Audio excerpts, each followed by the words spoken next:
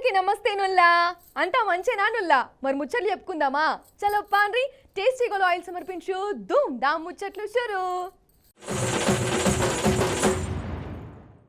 వర్రెవ్వా అగో అసలు సిసలైన అసెంబ్లీ మీటింగులు స్టార్ట్ అయినాయి వల్ల అసెంబ్లీలా ధూమ్ ధామ్ అంతా మన రామన్నదే పోన్రి అసలు ఏమన్నా మాట్లాడిండా కాంగ్రెస్ వాళ్ళను మోసమరనియకుండా చేసిండు మంత్రులు ఎమ్మెల్యేలు తాపకోసారి అటకాయిస్తుంటే వాళ్ళను మాటలతోని జవాబు రాకుండా కూసోబెట్టిండు పాండ్రి అసెంబ్లీలో రామన్న ముచ్చట్ని చూద్దాం నిజంగా మన రామన్న తండ్రికి తంగ కొడుకు అని మళ్ళోసారి రుజువు చేసుకున్నాడల్లా గుక్క తిప్పుకోకుండా లెక్కలతో సహా రామన్న మాట్లాడుతుంటే అధికార పక్షోళ్ళు బీరిపోయి చూసిర్రు అరటిపండు ఒలిసినట్టు రామన్న ఒక్కొక్క ముచ్చట చెప్తుంటే చెయ్యి పాటోలకు ఎటమటమనిపించినట్టున్నది తాపకోసారి అడ్డం పడుడు అయినా తగ్గేదేలే అనుకుంటా రామన్న అసెంబ్లీలా వన్ మ్యాన్ షో చేసిండల్లా అన్నట్టు గవర్నర్ ప్రసంగం మీద ఒక్క మాటలా రామన్న ఏం చెప్పిండంటే అధ్యక్షమ్మా జగిత్యాలకు సంబంధించిన కవి గారు అలిశెట్టి ప్రభాకర్ గారు ఒక మాట అన్నారు అధ్యక్ష ఒక నక్క ఇది ఆయన కవితను కోట్ చేస్తున్నాను అధ్యక్ష ఒక నక్క ప్రమాణ స్వీకారం చేసిందట ఇంకెవరిని మోసగించనండి ఒక పులి పశ్చాత్తాపం ప్రకటించిందట తోటి జంతువుల్ని సంహరించినందుకు అట్లా ఉంది అధ్యక్ష ఒక మాటలో చెప్పాలంటే ఈ గవర్నర్ గారి ప్రసంగం అదే రకంగా అనిపించింది తప్ప అందులో అసత్యాలు సత్యదూరమైన మాటలు తప్ప వాస్తవాలు మాత్రం ఒక్కటి కూడా లేదు అధ్యక్ష అన్నట్టు వెనకట కాంగ్రెస్ వాళ్ళు చేసిన ఘనకార్యాలను రామన్న చెప్తుంటే పాత ముచ్చట్లెందుకు అని అధికార పక్షపోళ్ళు అడ్డం పడ్డారోల్లా దానికి రామన్న ఏ తీల జలకిచ్చిండో చూడాలి మీరు మా తాతలు నేతులు దాగినరు మా మూతుల వాసన చూడండి అంటే కుదరదు కేవలం క్రెడిట్ మాత్రమే మేము తీసుకుంటాం మేము నాగార్జున సాగర్ కట్టినాం శ్రీశైలం కట్టినాం కానీ మొత్తం మిగతాయి మాత్రం అన్యాయం అంతా వేరే ఖాతాలో దోస్తామంటే కుదరదు అధ్యక్ష బరాబర్ చెప్తాం బరాబర్ కాంగ్రెస్ పార్టీ యొక్క ఏమేమి దురాగతాలు ఉన్నాయో అవన్నీ చెప్పవలసిన బాధ్యత మా మీద ఉన్నది పడావుబడ్డ భూములు పాడుబడ్డ ఇండ్లు ఆకలి కేకలు ఆత్మహత్యలు వలసలు కరువులు కర్ఫ్యూలు ఎన్కౌంటర్లు కరెంటు కోతలు కటిక చీకెట్లు నెర్రెలు బారిన నేలలు నెత్తురు గారిన నేలలు ఇదే కదా ఆనాటి మీ గొప్ప ఘనత వహించిన ప్రభుత్వంలో ఆనాడు మీరు చూపెట్టిన అద్భుతాలు ఇవే కదా 50 ఎకరాలు ఉన్న రైతు అయినా సరే గుంపు మేస్త్రిగా పనిచేసే దుస్థితి అధ్యక్ష హైదరాబాద్కి వచ్చి కూలీ చేసుకునే దుస్థితి ఇది వాస్తవం అధ్యక్ష వారికి కూడా తెలుసు 10 ఏళ్ళు విధ్వంసం జరిగింది అన్నారు మరి 10 ఏళ్ల విధ్వంసం గురించి మాట్లాడితే 55 ఏళ్ల విధ్వంసం గురించి మాట్లాడాలన్నా వద్దా 55 ఏళ్లు కాంగ్రెస్ పరిపాలనలో చేసిన జీవన విధ్వంసం చెప్పాలి అన్నట్టు చెప్పుడు మర్చినా రేవంత్ రెడ్డి సారు ఎన్ఆర్ఐలు నడిమిట్ల వచ్చినోళ్ళు పాములు తేళ్లు అనుకుంటా ఏమేమో అన్నాడట ఆ పాములు దూరుడు సంగతి ఏందో రామన్న మాటల వినాలే చీమలు పెట్టిన పుట్టలో దూరిన పాము అధ్యక్ష కాంగ్రెస్ అనే పార్టీలో పాపం మా బట్టన్న మా శ్రీధర్ అన్న మా దామోదర్ అన్న మా ప్రభాకర్ అన్న అదేవిధంగా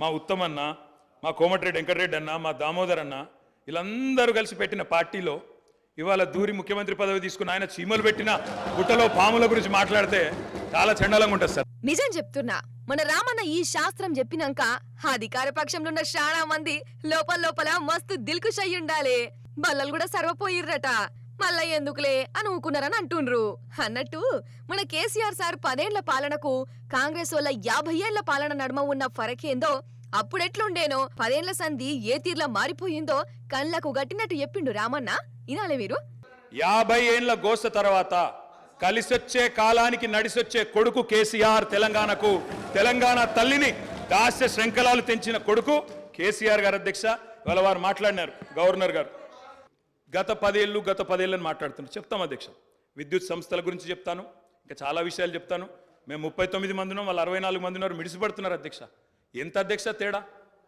1.85% ఓటు మాత్రమే 1.85% అధ్యక్ష ఒకటి వాస్తవం గత 10 ఏళ్లలో పాలమూరులో వలసలు బంద్ అయినాయి వాళ్ళ పోతలు బంద్ అయినాయి 14 రాష్ట్రాల నుంచి కూలీలు వచ్చి వాళ్ళ తెలంగాణలో నాట్లేస్తున్న విషయం వాస్తవం కాదా నల్లగొండలో ఫ్లోరైడ్ బండ నల్లగొండ గుండె మీద పెట్టిపోతే ఆ ఫ్లోరైడ్ బండను దించింది కేసీఆర్ కాదా సడుగులు విరిగిన సాలెల మగ్గానికి మంచి రోజులు తెచ్చింది కేసీఆర్ ప్రభుత్వం కాదా ఇవాళ నేతన్నల ఆత్మహత్యలతో సిరిసిల్లను మీరు ఉరిసిల్లగా చేస్తే దాన్ని మళ్ళీ తిరిగిరో సిరిశాలగా చేసింది కేసీఆర్ ప్రభుత్వం కాదా కునారిల్లిపోయిన కుల వృత్తులకు కొత్త ఊపిరులూదింది కేసీఆర్ ప్రభుత్వం కాదా కానీ మా హయాంలో మా 10 ఏళ్లలో గర్వంగా చెప్తున్నా సార్, 3% కంటే తక్కువ జనాభా ఉన్న తెలంగాణ జాతీయ పంచాయతీ అవార్డులలో 30% అవార్డులు గెలుచుకునే విధంగా ప్రభుత్వాన్ని నడిపినాం, పల్లె ప్రగతిని చేసి చూపెట్టినాం, కావాలంటే చూసుకోవచ్చు.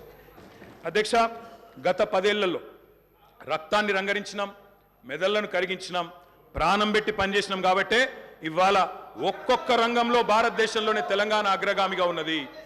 మీరు విద్యుత్ సంస్థల అప్పుల లెక్క చెప్పిండ్రు, నేను ఆస్తుల లెక్క చెప్తా సార్.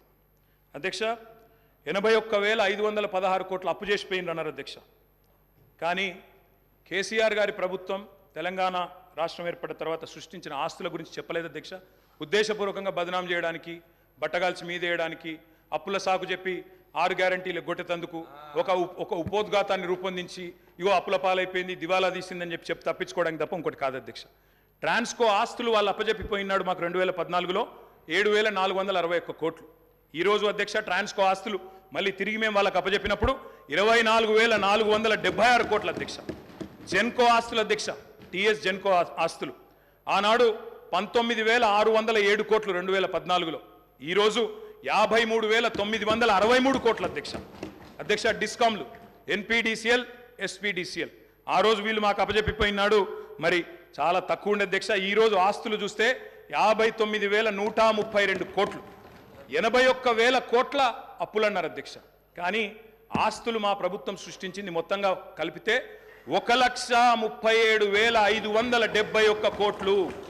ఇది వాస్తవం అధ్యక్ష. అన్నట్టు ఏమాయ స్కీములు అని కాంగ్రెస్ వాళ్ళని అడిగితే కేసీఆర్ అప్పులు చేసిపోయిండు, రాష్ట్రం అప్పులల్లో ఉన్నది అని అంటురు కదా.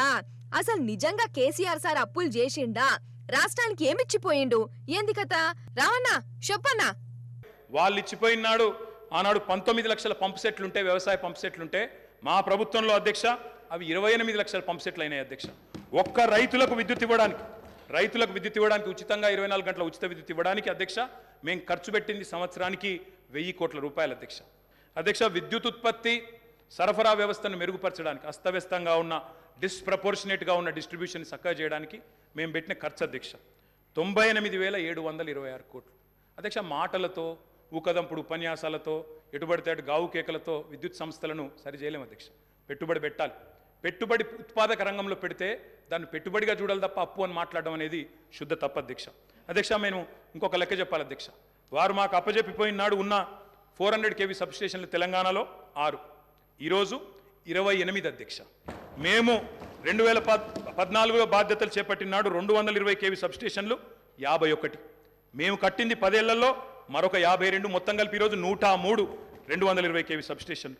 132 kV సబ్స్టేషన్లు నాడు 176, ఈరోజు 252. 33/11 kV సబ్స్టేషన్లు ఆనాడు 2,138, ఈరోజు 3,221. కరెంటు లైన్లు ఆనాడు హై టెన్షన్ లైన్లు తీసుకుంటే అధ్యక్ష 2014లో 16,379 కిలోమీటర్లు, ఈరోజు మేము దిగిపోయే నాటికి 28,446 కిలోమీటర్లు. ఓపెన్ మార్కెట్లో, ఎందుకంటే 2,700 మెగావాట్ల లోడ్తో ప్రారంభమైంది మా ప్రయాణం, అందుకే ఓపెన్ మార్కెట్కి పోయినాం. ఎంత ఖర్చైనా విరవకుండా, రైతు పొలం ఎండనీయకుండా 10 ఏళ్ళు నడిపినాం అధ్యక్ష. ఒక్క సంవత్సరం కూడా క్రాప్ హాలిడే ఇవ్వకుండా నడిపిన ఘనత గౌరవ పెద్దలు కేసీఆర్ గారికి దక్కుతుంది అధ్యక్ష.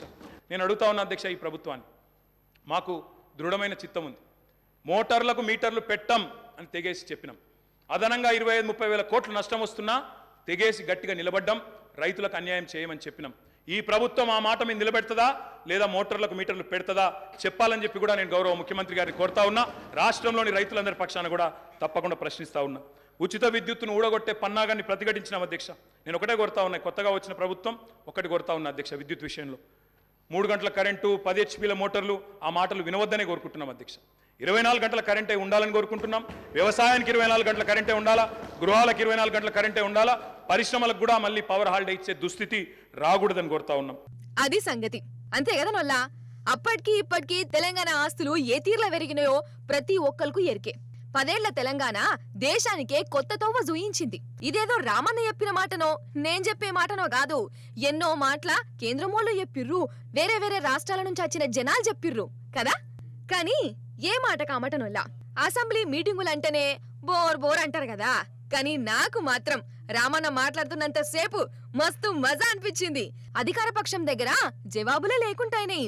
రామన్న మాట్లాడుతున్న గిట్లుంటే ఇక మన పెద్ద సారు కేసీఆర్ సార్ అసెంబ్లీలో అడుగు పెడితే ఇంకెట్లుంటది ఈ అధికార పార్టోళ్ళు ఇంకెంత ఆగమైతారు.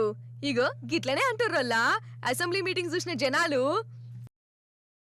అయితే ఎంకిపల్లి సుబ్బుసావుకు వచ్చింది అని ఎంకట్స్ అంది ఒక శాస్త్రం ఉన్నది కదా నోళ్ళ. ఆగో గట్లనే అవుతుందట మన ఆటో డ్రైవర్ల కథ. ఆడోళ్లకు ఫ్రీ బస్సు స్కీముతోని ఆటో డ్రైవర్ల బతుకులు ఆగమైతున్నాయి అని రంది పెట్టుకుంటుండ్రు. ఆగో రోడ్డు మీదికి ఖాళీ ఆటోలు వచ్చినాయి. పాండ్రి వాళ్ళ బాధేందో అరుచుకుందాం.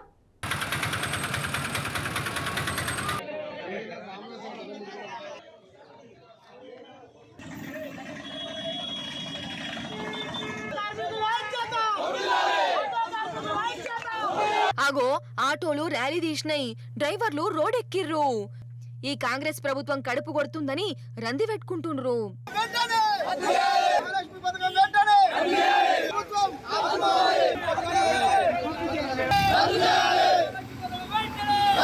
అయితే ఆడోళ్ళకి ఆర్టీసీ బస్సు ఫ్రీ స్కీము ఈ ఆటో డ్రైవర్ల కడుపు కొడుతుందటనొల్ల. బస్సు ఫ్రీ కదా అని ఇక ఆటోలు ఎవ్వరు ఎక్కుతలేరట. ఇంటామె బస్సు ఎక్కితే ఆమె పెన్మిటి పిల్లలు కూడా బస్సులనే ఎక్కబట్టే. కొత్త ప్రభుత్వం అచ్చుడేందో గాని మా గిరాక్ లేకుండా అవుతుందని బాధపడుతుర్రు పాపం.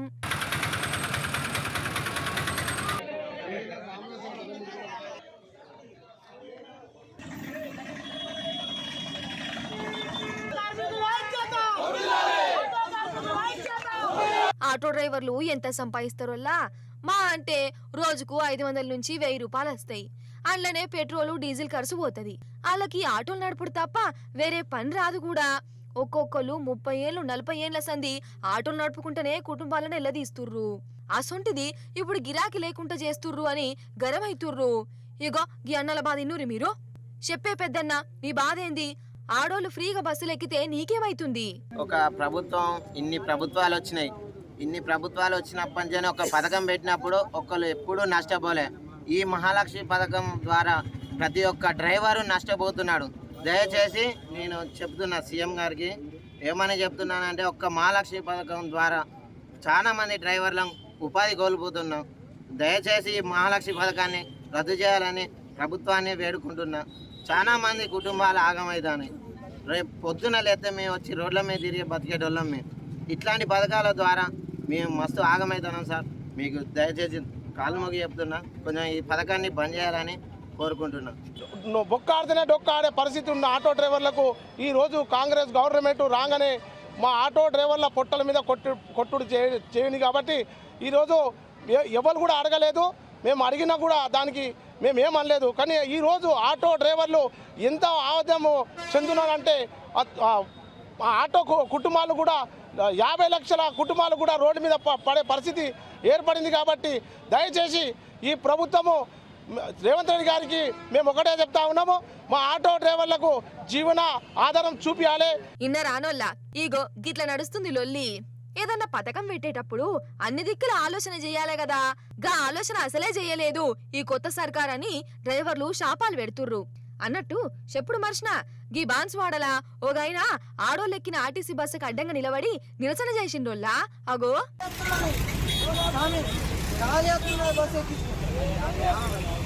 ఈడైతేనేమో ఆడవాళ్ళ ముంగట ఎక్కడనే అందరికి మంచిదే. ఇప్పుడు మా భార్య మా పిల్ల కూడా ఉచితంగానే వచ్చిండ్రు, బాధలేదు. కానీ మొగోళ్ళని కూడా ఇచ్చేయాలి. 30 సీట్లు ఉన్న దగ్గర 30 సీట్లు ఆడవాళ్ళకి కేటాయించండి, 10 సీట్లు మొగోళ్ళకి కేటాయించండి. చూసిర్రా? అయితే ఫ్రీ బస్సు చేయబట్టి ఆడోళ్లతోనే బస్సులు రెండిపోతున్నాయట. మొగోళ్లకు సీటు దొరుకుతలేదట. అందుకే టికెట్ పెట్టి ప్రయాణం కడుతున్న మా మొగోళ్లకు సపరేట్ సీట్లు పెట్టాలి. సీట్లల్లా మాకే రిజర్వేషన్ ఉండాలి. మొగోళ్లకు కేటాయించిన సీట్లల్లా మొగోళ్లే కూసోవాలి. ఆడోళ్లు కూసుంటే 500 పైన ఇయ్యాలి అని డిమాండ్ చేస్తుండు. ఈయనవాది ఈయనది.